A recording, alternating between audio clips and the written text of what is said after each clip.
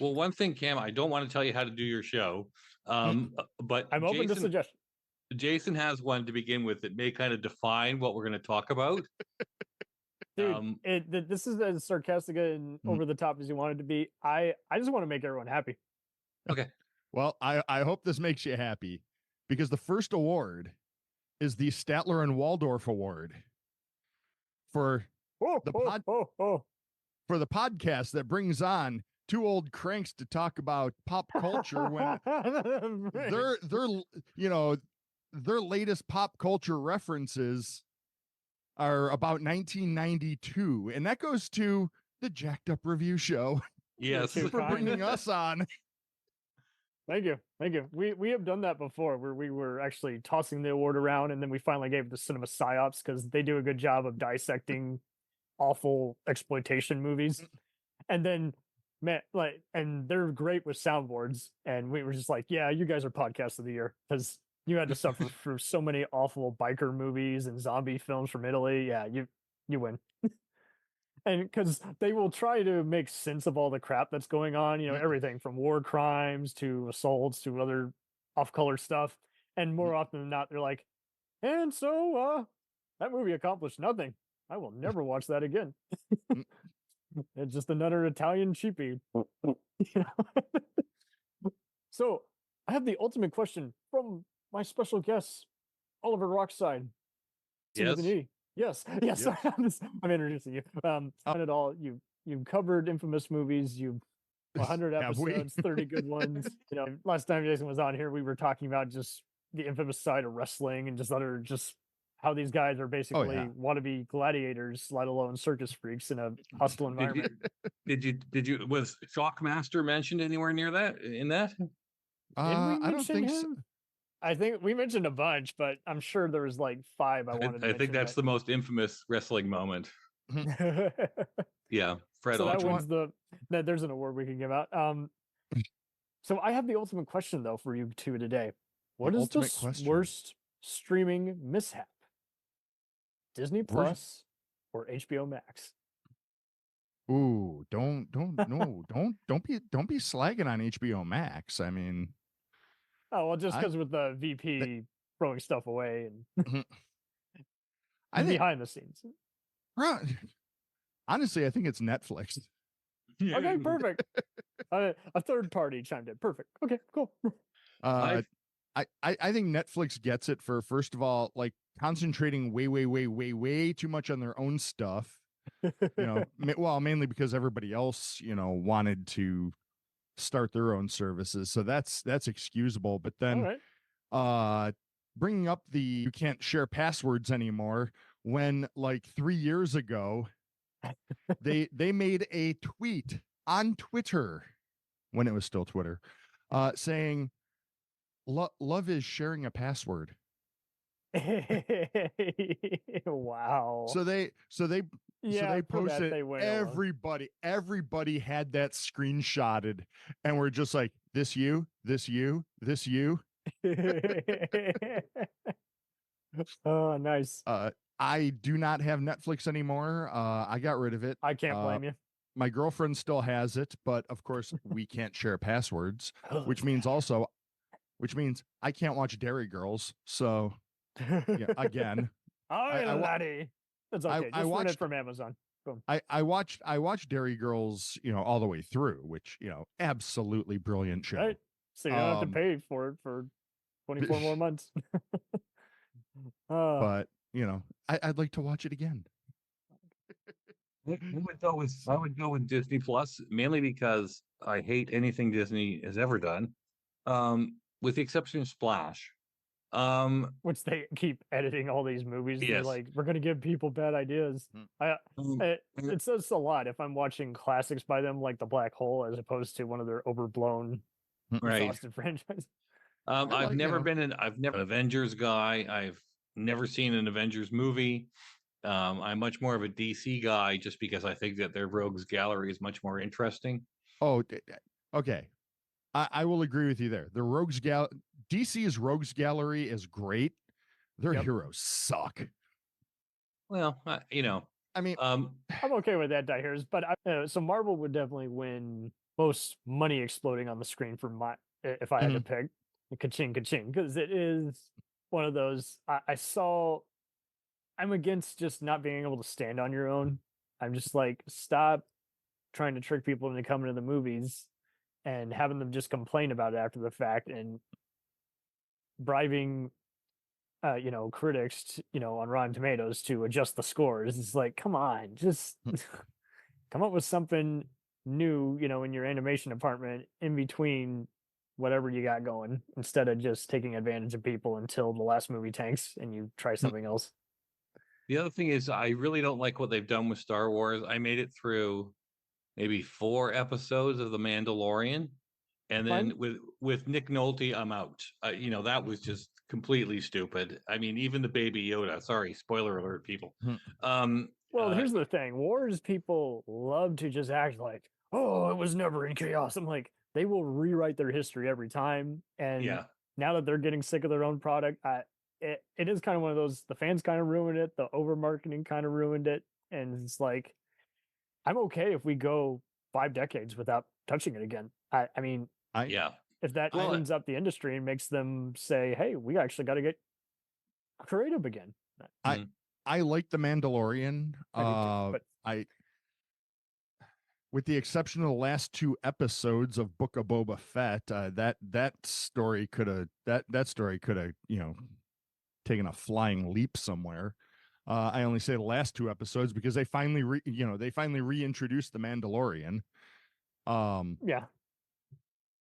But it's very formulaic, even in the best hour. That's the problem. Like, I can find crap even in the best movies. Like, scruffy looking nerf herder is not a good line in an otherwise fun movie called Empire, and Revenge of the Sith I love, but I have never liked the mannequin Skywalker guy in anything he's done. Away jumper, I'm sure we've been nominated him a few different times. So, and I'm sure we'll give some Star Wars awards. In fact, I could give someone the Yoda award for most bizarre speaking alien in a movie. It was a good gimmick. It was. So I got one for you, Oliver. You watch a lot of intense kind of dramas and everything. I'm going to give you the Dog Day Afternoon for best recent hostage thriller movie that you've seen. Again. It doesn't have to be one that came out yesterday, but just whatever you saw recently where you're like, oh, City LeMay would be proud. I'm gonna go way back in time, about 15 years, because I love this movie and I think that no one gives it its due. And that is a Spike Lee movie called Inside Man. Great movie. Crooked cop movie. It's a Nazi investigation movie even later on. But there are hostages. It is fantastic. And Jodie Foster, Denzel, actually Clive Owen to me is the weakest part of it. Really? And he's the villain, which usually goes against my rule.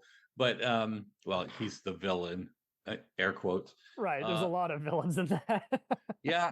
Everybody always talks about Spike Lee's kind of body of work, and nobody ever talks about Inside Man, and it's fantastic. Concur. That's the first one that pops into my mind. Hostage. I'm a big documentary guy, so maybe some of the stuff about Waco, maybe part of that too. Wow. That was that. I still got to catch up on that follow-up miniseries docudrama they did on it. Yeah. So I got one for you, Jason. I got the Christian Bale Award for the WTF Are You Doing? What the fuck are you doing? Making fun of that rant he did on that lesser Terminator movie. What the fuck are you doing?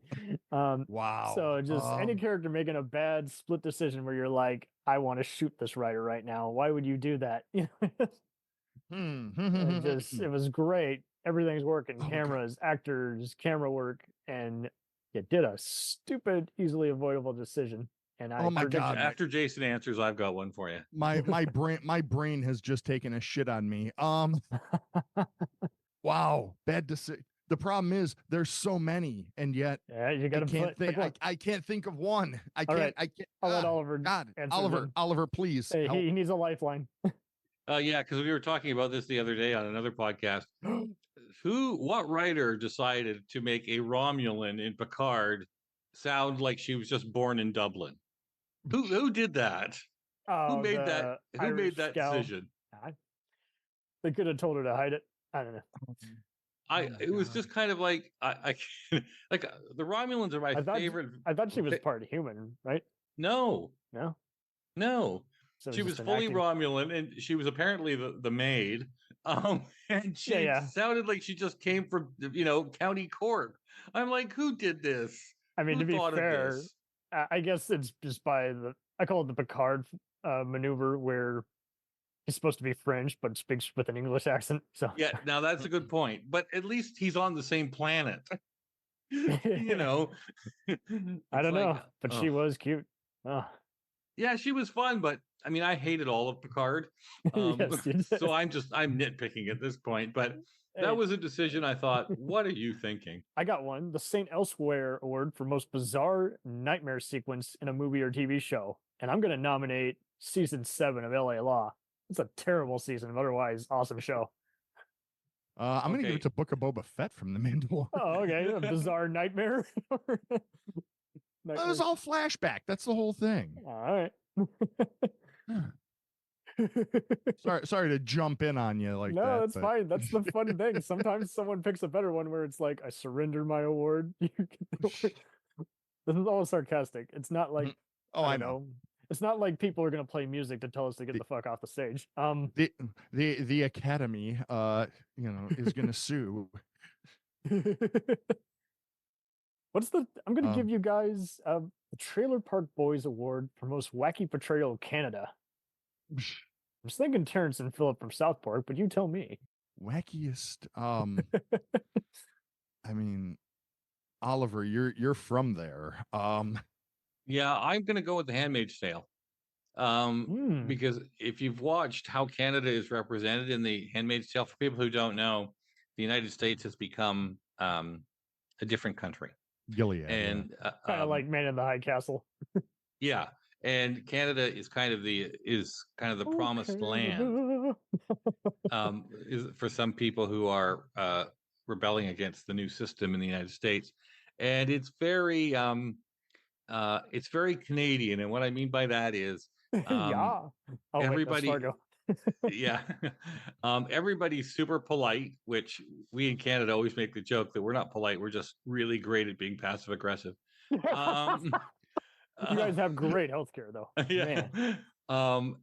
Everything is looks like it's just been, polished and waxed.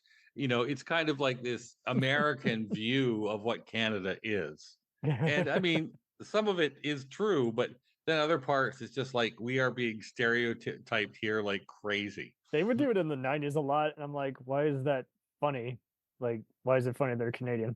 I don't get it. Yeah, well, what was the because they're bald, like the guys on Whose Line? What's going on? Yeah, that was weird. I like to think that I like to think that Trailer Park Boys is like very accurate. It is. Now that's true. That is. I mean, they based it off actual assholes they knew and where they grew up, so I would hope it's true. Oh man, I mean, it is a great show. I will love nominate that show.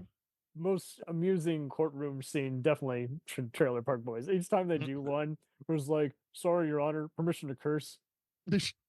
I can't say a single word without saying the F-bomb. No, so it's true. I'm sorry. It's how I'm raised. This is I don't give a shit. He can't say a single word without Roman Coke too. Yeah. Something that a lot of Americans don't realize is that we have as many kind of cultural pockets in Canada as you do in the States. Right. And that part of Nova Scotia, New Brunswick, like Atlantic Canada, is one of those pockets. Oh shit! And it's just that is so true to form. We have a friend who lives in Nova Scotia who may object to this, but it is. Oh, cover your ears now. I don't think he will. Okay. No, I don't think he's gonna object. The URS podcast takes no responsibility for what its guests say. Sorry. Shout out to Doc Pinko. Hi, Doc. Our co-host on the Masochists Movie Collective, Yep. where we talk about some good movies and bad movies. Lots of bad movies. I mean, you got to, man. You got to make sense of why it's bad. I have never had so much fun in my life interviewing all the filmmakers who are best known for an infamous movie. I interviewed the director of Ballistic X vs. Sever, and he said more of his usual, how he got fired and walked out of the premiere. Did he tell you whether Antonio Banderas and Lucy Liu were almost killing each other on set? No, he had a fun time. Oh, really? Making the movie with him. It was just, he told him, don't add the versus subtitle. It's going to confuse everybody. Right. And next thing you know, he finds out from his composer, I've been fired. It's a guilty pleasure of mine, but I hate so many other Jim Cotta type movies where it's like Condor Man. That Condor Man would get the vote for me as worst 80s spy movie. Thank you, Disney. Oh, yeah. So here's one for you. The Howdy Y'all Award for most offensive Southern stereotype. And I'm going to give this ironically. I am going to give this ironically. Knives Out. Daniel Craig. I got to give it to Daniel Craig. It's awful. When you see the first movie, it's a great movie, but and he comes in sometimes. When he comes in and he's like looking around before he says a word, you're waiting. You know, you're waiting for how is he going to handle this? He's an English for him man. to say something, and he breaks out this awful Texas accent. You're like frozen for like 5 minutes listening to him. Like, I'm from Texas, and I wasn't offended by that so much as I'm like, well, who is he studying? I mean, I've heard a more realistic Texan accent from Alan Rickman and Die Hard. I mean, come on. But I mean, it was, and that's why I said, you know, ironically, because I actually love the, you know, the character is great, but you know, I mean, it's like And isn't it funny how critics? Why do you think critics are inconsistent? They'll let something like that slide, and then they'll pick on someone else they hate who's doing a bad accent job. I'm like, well, last I checked, no one is royalty and just gets a pass. I mean, if Denzel or Ed Harris, God forbid, but let's say they do, if they give a bad performance in a movie, I'm going to call them out on it. I love them to death, but they don't get a pass just because they're Denzel, just because they're Ed. But I think Daniel Craig doing the accent was part of, you know, it was obviously part of the movie, and you know, it was part of the aesthetic of it, which I love the movie. You know, I think everyone does. Say what you want about the sequel. This is like, but what is he doing? The sequel was I know. Actually, if I can go back to the what the fuck award, you know, I think Glass Onion just override. Glass Onion is just, you know, a whole bad decision in itself. The fuck are you doing? Perfect. I mean, don't get me wrong. Like Edward Norton was great in it. Batista is excellent in it. You know, everyone in the movie is excellent. It was just shit writing. I mean, it was like so. That's what I gathered. So, Oliver will love this. The Special Agent Johnson Award for most intrusive FBI character. That's a Die Hard reference. Yes. It can just be a character that annoys you, or where you're like, just still generic stereotype. Not just an excuse to have two leads get in a stupid, you know, measuring contest for no reason. Like, think of an awful version of Training Day or Heat, where you're just like, why does this person exist?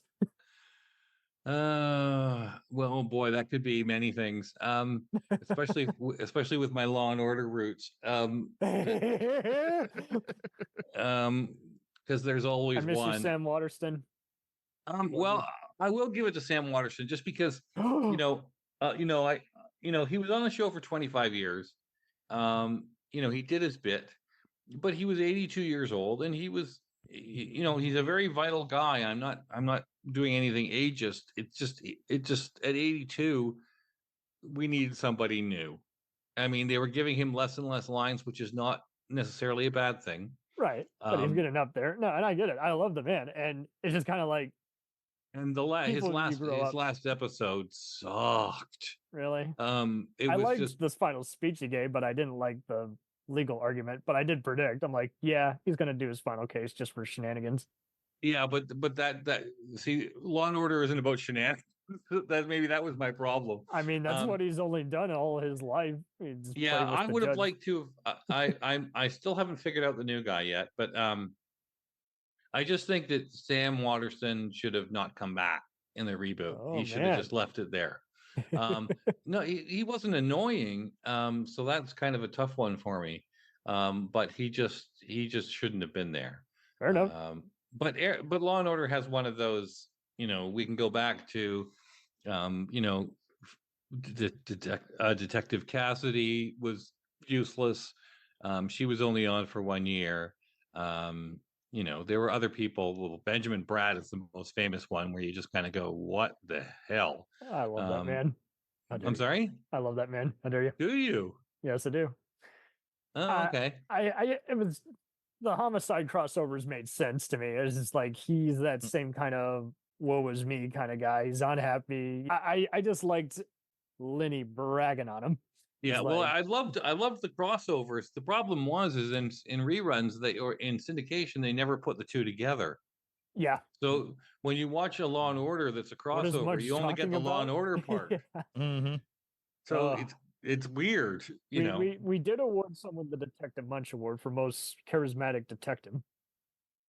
Oh, that's a good award to win. We had a bunch of rest in peace. Missed that man. Yes. So funny. Here's one Jason will love. The Sharon Stone Award for Can't Keep My Clothes On. Is it Tom Hardy? Is it Rebecca De Mornay? Is it David Morrissey? Is it Charlize Theron? I love the fact that you asked Jason that question. I think I previously gave it to Natasha Henstridge, but you can pick someone else who's just hired based on their assets. Oh wow. All right, I gotta throw Oliver under the bus for this one. Oh shit! Hey, be nice. Hold on, I can't.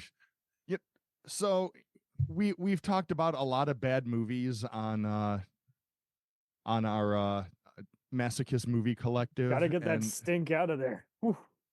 Can't breathe. Well, Oliver made us watch probably one of the worst movies. Was it Hackers? No, I made him watch Hackers. I know only like 1/4 of you guys liked it. Hackers my was co-hosts love Hackers, and I'm like, it's always bores me. I have to look for it here. Yes. Color of Night? Evidence. No, Body of Evidence. No. Episode 17. With I think the worst part of that, other than Madonna naked, was Willem Dafoe's ass. I think I'm giving it to both of them for that. Oh, there you go. Julian Moore was nice. Oh my god. It's funny that you said Natasha Henstridge, Cam. I would have gone, if you were going to name an award, I would have gone with Matilda May, if you remember that. Do you remember God. Life Force? Oh, baby. Yes, the naked vampire. Pretty good for like one of 5 roles she ever did in her life. Oh yeah. That was it. Yeah. Imagine the day that Earth still, but more confusing and with eye candy. Oh. Oh. Jason, do you have a counter to that? Oh, I'm going with Body of Evidence all the way.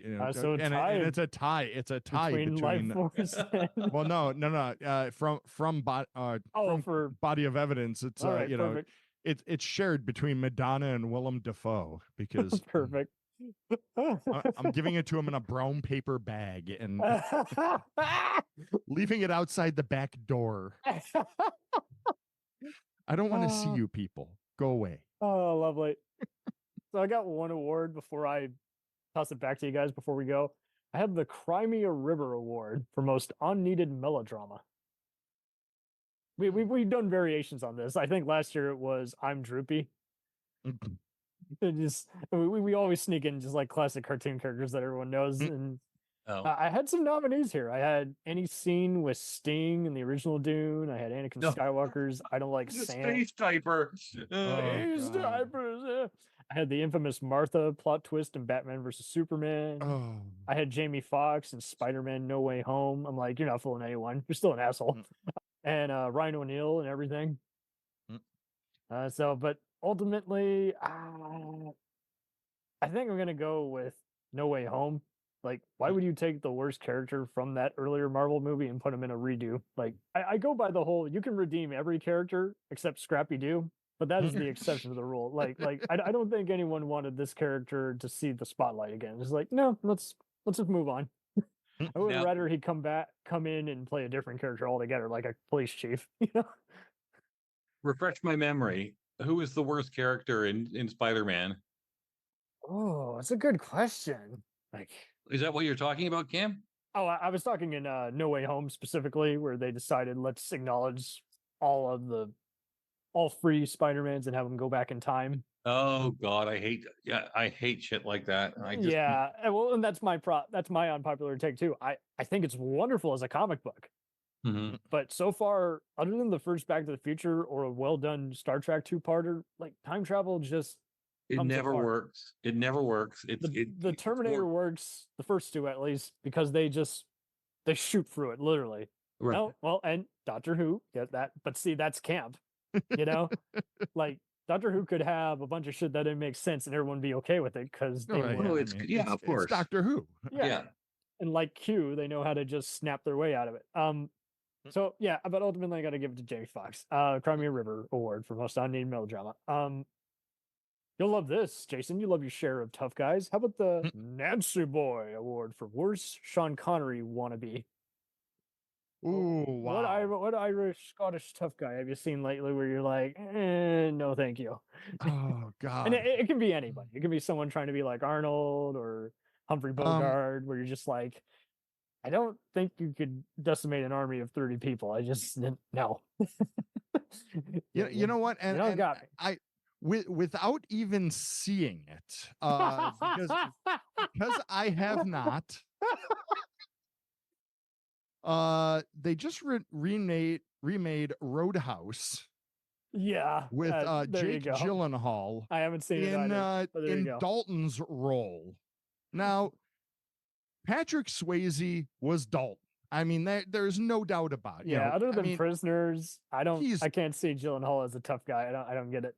He's a decent actor, but I'm like, okay. He is. If I could try to do a Scottish bouncer? brogue, No, if I could do a Scottish brogue here, he's wiry. It's very hard, laddie. Suck it long, suck it hard, Trebek. Yeah, I have not seen it. I can't picture him in Swayze's role in Roadhouse. It was probably more pointless than the Point Break. And it's streaming now on Amazon, which I don't have. So the only show people watch on Amazon is Bosch and The Expanse, and once you've seen those, you can cancel your subscription. Good Omens. Good Omens, yes. The Boys. The Boys is fantastic. Okay, so corrected. Yes, 4 shows. Yeah. They got like 5 other anthology stuff. And I believe the fact, Oliver, you and I know somebody who actually worked on The Boys. That's correct. For real. Yes. It's shot in Toronto. Shout out to Doug Slater. Yes. Hi, Slater. He's a set designer. One of my big things is that, in a lot of ways, action movies only work if the bad guy is really, really good. Bingo. My all-time favorite action movie is Die Hard because Alan Rickman is just the greatest bad guy ever. He had a plan. They didn't make shit up. It's hard to believe there was so much chaos behind the scene. But again, the writer was on set working with the director. The editor knew how to cut out the stuff that was shot out of order for the most part, except for the last, 1 minute, One of the things I love about Alan Rickman's performance is he just can't believe he has to work with this riffraff. Yeah. He's just looking down on everybody. Did you see this? Do you see? But I would give this award to Rami Malek because oh my goodness. No Time to Die. He wasn't the worst Bond villain ever, but you just look at the guy and you go, I could punch him out, and yeah. And that's not what a bad guy should be. Now, I loved Mr. Robot. I thought it was fantastic. I thought it was ingenious. Yeah, he's a great actor, but I as a music nerd, I turned off Bohemian Rhapsody after 20 minutes. It was just so bad. Yeah. They Even just should have before called it the you- Brian. They just should have called it the Brian May story because before you even look up the info on what happened behind the scenes, I was like, yeah, so why does this feel very soulless, yes. disconnected from? Sacha Baron Cohen was the original choice to play Freddie Oh, it Mercury would've in been that great. movie. I That would have worked way better. I promise we I'm- will do some more Die Hard specials. I am more a fan of biopics. Well, I'm sorry. I'm not a fan of biopics. I prefer documentaries. Did you see Weird the Al Yankovic story? No. In the last 5 minutes, they make fun of all the Oscar bait type Right. of movies, Mhm. and they do something outrageous. You know, that's the main part of that movie. Anytime there's something outrageous that never happened, and they do it there, and I can't give it away without spoiling, but Right. I had to pause it and just stop my gut from exploding with laughter. I was just like, "Oh my word, they did not just do that!" And, like, it was a total just like. I think "Are my we dislike for Oscar Rami. worthy?" Sorry, I think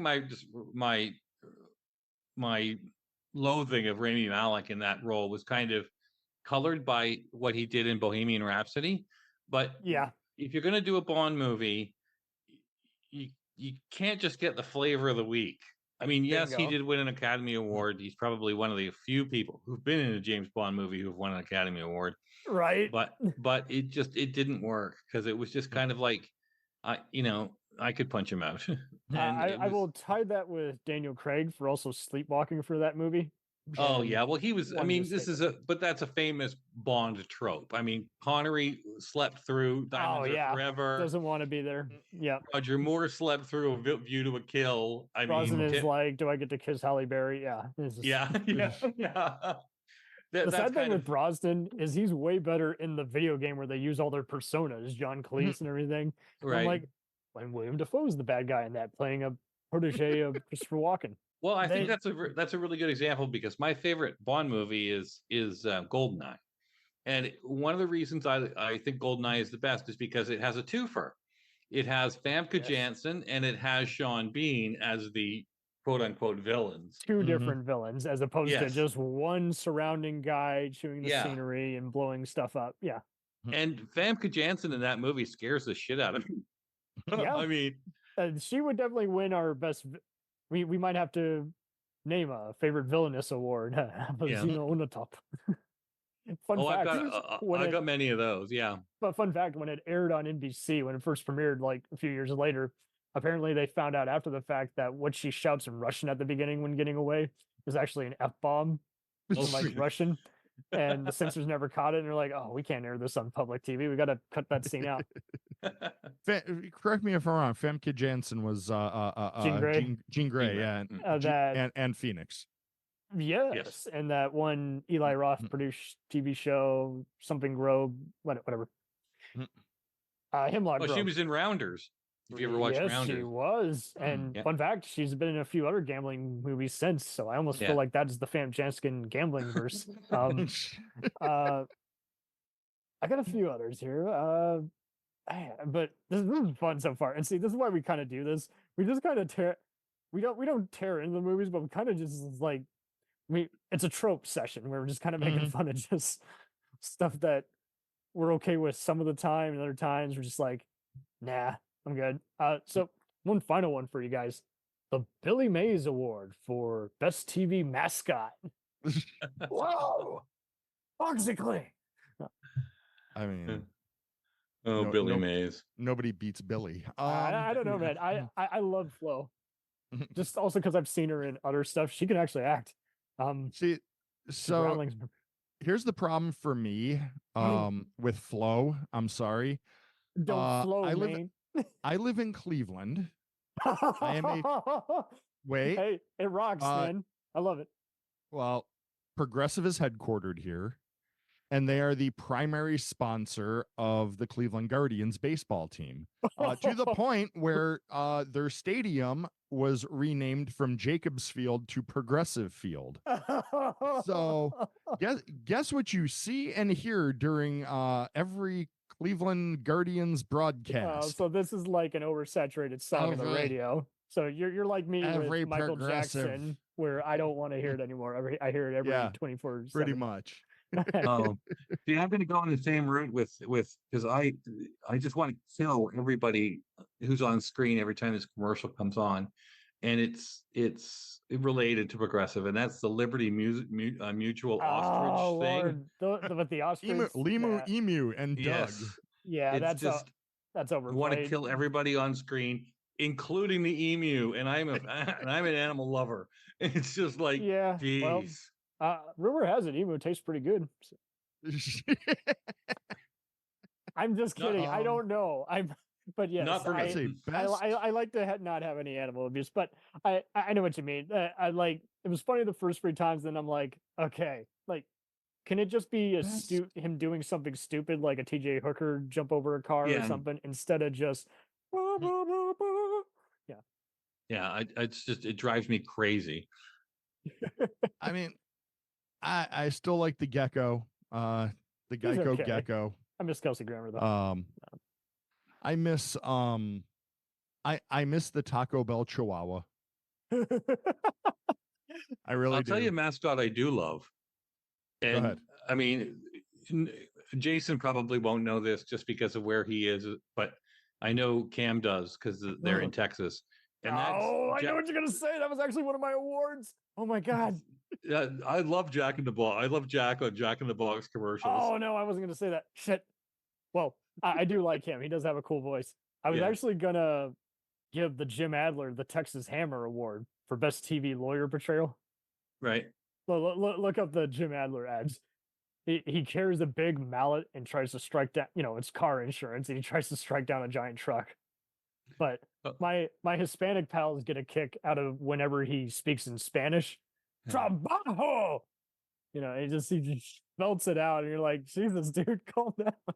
I was just in Texas 2 weeks ago, and now I'm trying to think of whether I saw the billboards. Oh, you did. Yeah, he's based in Houston, but like. Oh yeah, then I would have. Yeah. You the guy with the stern face and glasses, and is like, get you the money you deserve.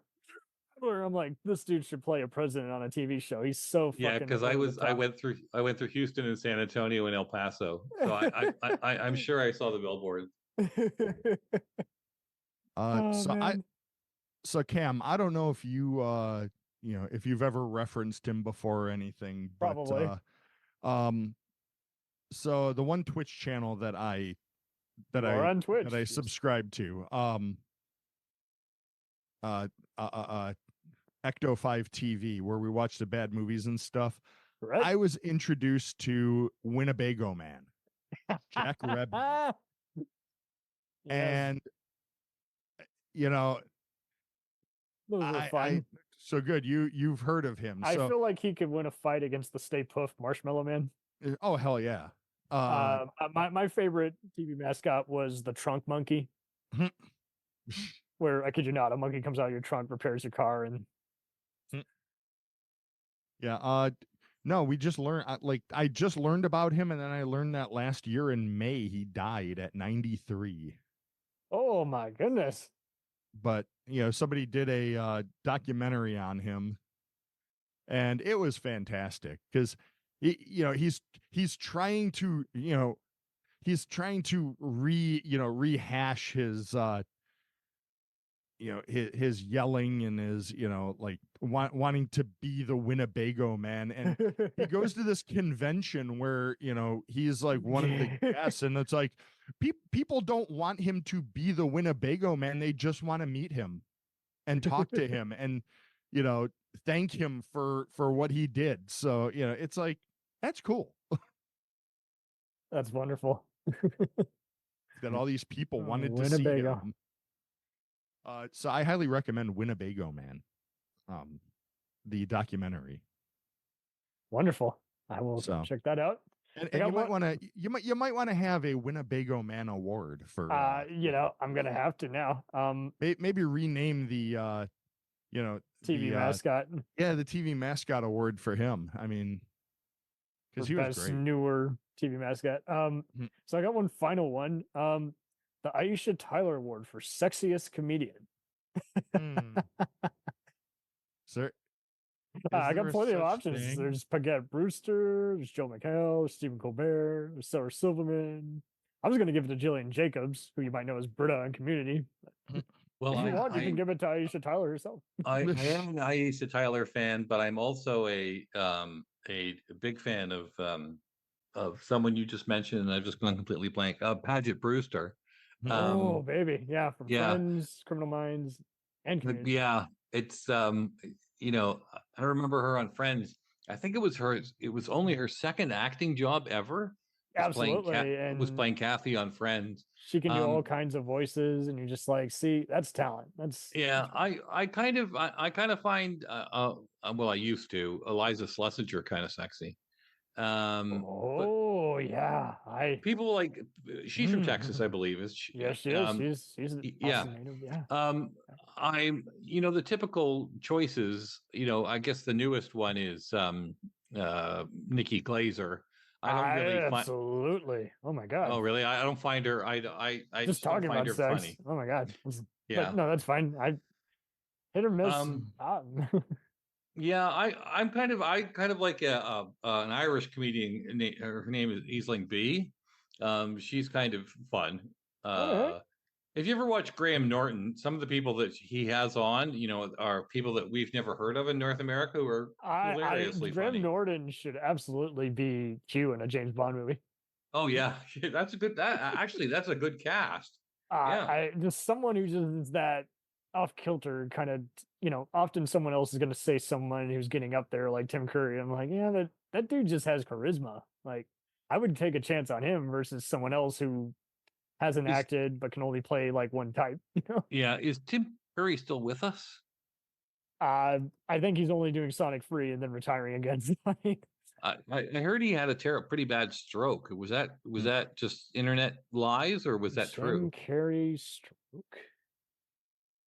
He had one, I think. That's from the Express. So take that right there, guys. I don't know. Anyway, Tim Curry, you said, right? Oh yeah. Oh yes, yeah. Tim Curry did have a stroke. Yeah, sorry, I thought you said Jim Carrey. My bad. Yeah. He had a stroke, and I think he's out of the limelight for now. Yeah. Yeah. It was pretty nasty. We just watched not too long ago Clue, which he's absolutely brilliant in that. Yeah, I can't imagine any other host. Yeah, I had seen Clue. I before we watched it, I saw Clue once, over a span of like 4 different watchings. Whoa! And that's without the different. I would like hop in, I would like turn it on and it would be on, and then I would like have to go somewhere or go to bed or whatever. And man, I just kept seeing it in pieces, and that'll drive you crazy. I saw it all together, which it was like, okay, this is great. That was good. I did enjoy it. Thought it was hilarious. Great cast. I feel like that's what Knives Out wanted to be. Or not Knives Out. Knives Out was its own beast. The first one was great. Glass Onion, I feel like they were trying to be Clue, and it's like, no, it didn't work. Yep. And you wasted good actors. How dare you guys? How dare you waste good actors? You wasted good actors on this movie. Now, and you've taken away 2 hours of their lives. 2 hours of acting in. Yeah, I feel that way sometimes. Half the time they'll hire an actor, and it's like by the time it airs, I think that's the other killer too. Is they like to keep it in the can for too long, and and they're already quitting after this season, so they started the show, but that's kind of why people were tuning in. Or they keep it in the can too long and then find out that the actor that they originally casted is a piece of shit, and nobody's going to want to watch it. Yep. That'd be like the new CSI. Oh my god. Whoever does the Casio keyboard music on it, oh man. It's bad. And get this. So I don't know what award I would give to this, but they brought every other person back from the original show. And spoiler, they tried to make you think that one of them did the unthinkable and like became a serial killer. And of course, they don't have you fooled. And then they reveal, oh yeah, they digitally, modified the video and everything. And it's just like, but I'm offended that you would try to convince me of that when that's not believable to begin with. Like, you're telling me the tech guy who's been in all this show most of the time? Yeah, no, that's stupid. And basically every other person is a featured cameo. But yeah, no, I'm not sure what I would award the new CSI, but it's They not ripped good. that off from Bones, didn't they? Because that's what happened. Exactly what happened on Bones. Well, Bones, they at least gave you time to kind of think about it because they were acting true. sketchy. Yeah. And like this guy is like, and by the way, he killed this, and he's crying, and you're like, they're so underdeveloped. Why would I even believe that? It was bad, but I don't know what I would award it other than the Scooby Doo award for "You're Not Fooling Me." I don't know. And, but I think this has been a lot of fun, guys. I feel like we've done a lot of damage in 1 hour. Roasted it. Don't sue me. You could find me at Scarborough, dude. Body of evidence, just for the hell of it. Oh, baby. Please don't. Just forward to the Cinemax scenes. I'm pretty sure. No, the Skinemax scenes are the worst. I don't know, man. The Julianne Moore scene was nice. Oh. I'm pretty sure. The Julianne Moore scene at the beginning was pretty nice. Oh, yeah. It's Julianne Moore, of course. The problem is, I just like making fun of these stupid movies because their plots always give way. I mean, it reminds me of how It Happened in Hollywood interviewed Joe Esterhaus earlier. And when they asked him about recent movies that had come out, get this. He's like, 50 Shades of Grey is a piece of shit. But this is coming from the guy who kind of popularized the whole get two famous A-listers and have a complex but pretty pretentious plot that slowly crumbles under the naughty he moments. only really wrote 3 movies, didn't he? He wrote he's written some other stuff, but did he? Like even a few war movies and dramas, but yeah, he'll always be the Basic Instinct Flashdance guy who later. Oh, he did Flashdance too. Okay. I do have a recommendation on 50 Shades of Grey. It is, if you are aware of a YouTube channel called Folding Ideas. I haven't seen that. That's great. Dan Olson, who does he did the big like NFT takedown video of like 2 hours and 15 minutes.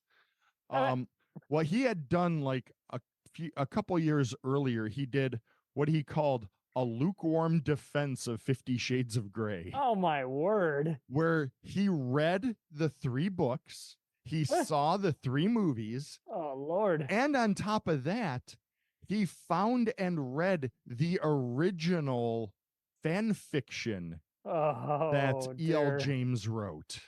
Oh my and God. Did a complete breakdown of it. And it's bad. His conclusion is it's bad. It's not good. That reminds me. Did you ever see the Funny or Die video where George Takei reads random chapters from that awful book? No. It is hysterical. And then he sneaks in his usual, oh my. It is funny because he's breaking a sweat and then he's like, this is really stupid. This is awful. Oh my.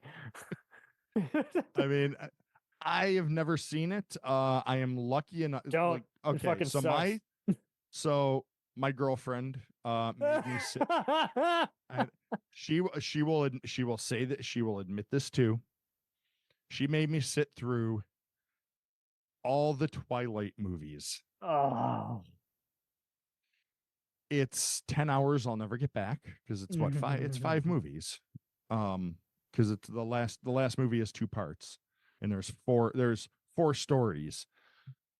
But she made me watch them because I like to make Twilight references, and she goes, well, you have to see the movies to make the references. I'm like, okay, fine. So we ended up watching them. Oh God. They're not good. No, they aren't. I mean, and James Foley had some funny stories where he was being bossed around by that awful author while on his own set. He's like, good God, woman, I'm just trying to inject what little suspense there is. Yeah, I am I am team wooden stake, and I am team dad. So I am team dad should just leave his daughter there and go. Just get out of there. Don't, everyone's beyond hope. Just leave. Go start a new life somewhere. Bye. Hey, So- kudos to Dakota Johnson. I will give her the Redemption Award for firing her agent this year. Do all these other movies that are ensemble pieces, like the new version of Suspiria and A Bigger Splash, and then awful comedies you got to bring some life to, and then just a Sony Marvel movie, and you're just like, yeah, no, those guys literally tricked everybody to sign up to it, saying it's like some of them actually were like, yeah, that's part of the cinematic universe. It's not. Yeah, this Sony is not this part of Madam the- Web thing has been a disaster, hasn't it? Yeah, totally. And I wasn't going to blame the director either way. I mean, she's got a great resume and everything. And it's like, well, if producers monkey around in the editing room, your guess is as good as mine as to how it'll turn out. But for you to actually trick all the actors and their agents into signing up by making them think, oh, it's going to be a big movie. And Yeah, no.